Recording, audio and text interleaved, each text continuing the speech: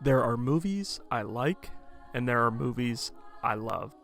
If you offer a movie to me that stars the acting duo of Colin Farrell and Brendan Gleeson, accompanied by a great supporting cast that also happens to be written and directed by the brilliant Martin McDonagh, and you set that movie on a beautiful island off the coast of Ireland, I am probably going to love that movie. And I did. The Banshees of Inisherin was my favorite movie of 2022.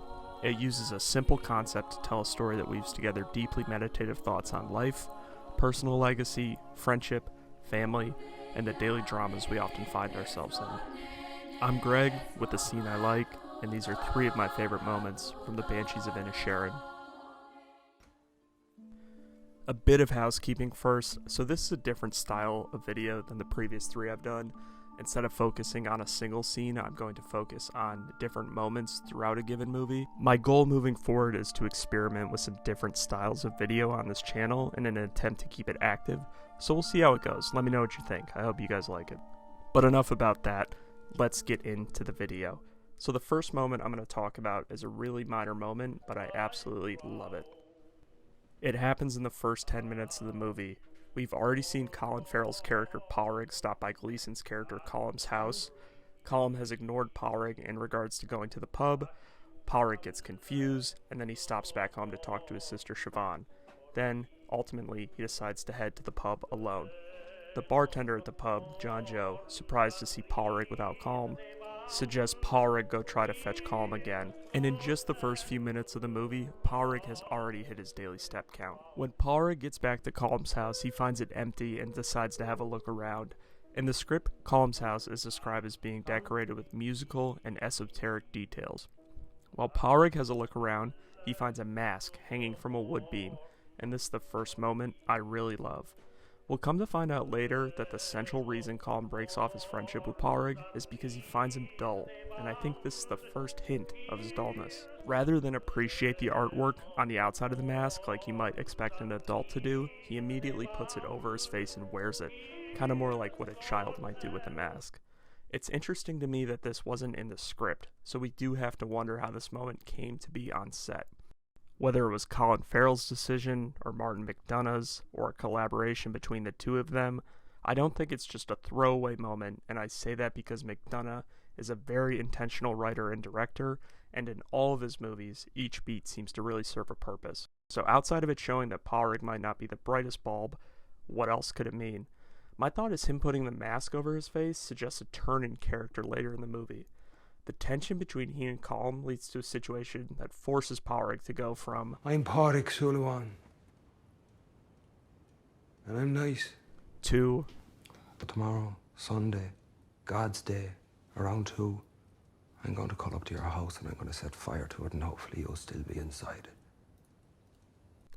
In other words, Palrig is forced to go from a kind, optimistic, albeit a bit dull person, to a bitter and violent one, which completely alters his identity, much like a mask does.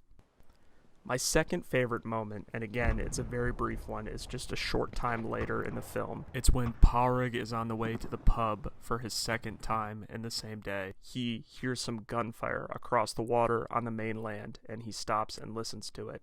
He says, Good luck to you. Whatever it is you're fighting about.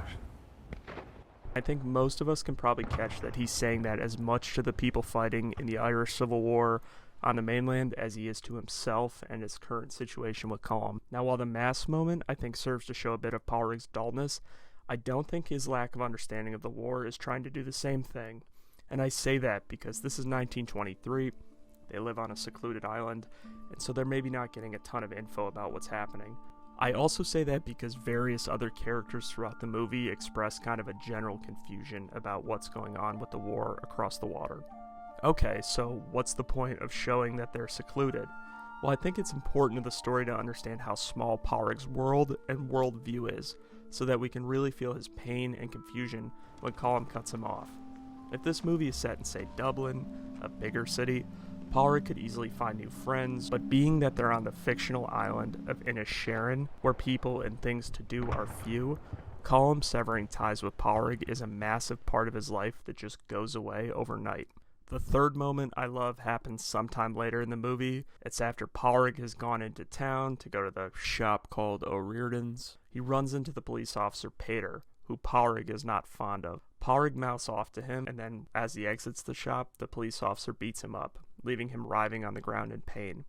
Colin happens to see this and helps Paurig back onto his buggy, and he even helps him drive home. Now for this moment, I initially thought that Colin helps him in this situation because he still feels some friendship towards Paurig, but the more I thought about it, I drew a connection to another part of the movie. The police officer, Pater, has a son Dominic, played by Barry Keoghan. After Dominic steals some liquor from his father to drink with Paurig, his father beats him. Paurig and Siobhan then happen upon Dominic on the road one day to church, and seeing him badly beaten, they agree to let him stay with them for the night, mostly out of pity. This draws a similar comparison to Colin helping Paurig home after a beating by the same character, the police officer Pater. Now it's not so much that Colin feels a friend-like duty to Paurig, he just feels bad for him. Paurig cries on the ride, and I think it's because he can feel Colin's pity for him. This sends Paurig into a tailspin, which ultimately leads to Colin cutting his fingers off and the rest of the drama that happens throughout the movie.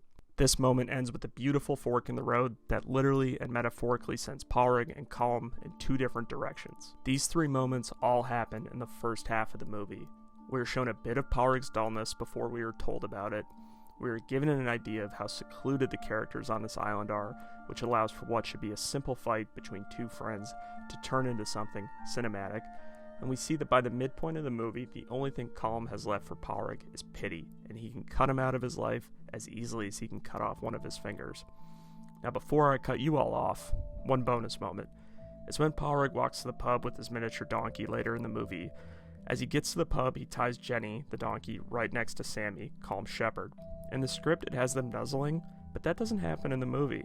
Now, I don't know if that was because they couldn't get the animals on set to do it that day, that can happen sometimes, or if they decide to scrap it and have the animals not interact, much like Colm and Paurig are at that point in the movie. Regardless of intent, I love taking a moment of screen time to show these two animals as avatars for their respective owners.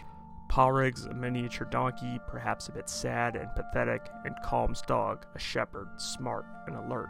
Martin McDonagh's Banshees of Inisherin is packed full of so many great moments like these that expand upon the story and make it primed for multiple rewatches and possibly some awards at the upcoming Oscars. Thanks for watching. I'd love to hear about your favorite moments. Let me know in the comments. And as always, please like, subscribe, and share. Thanks so much for watching.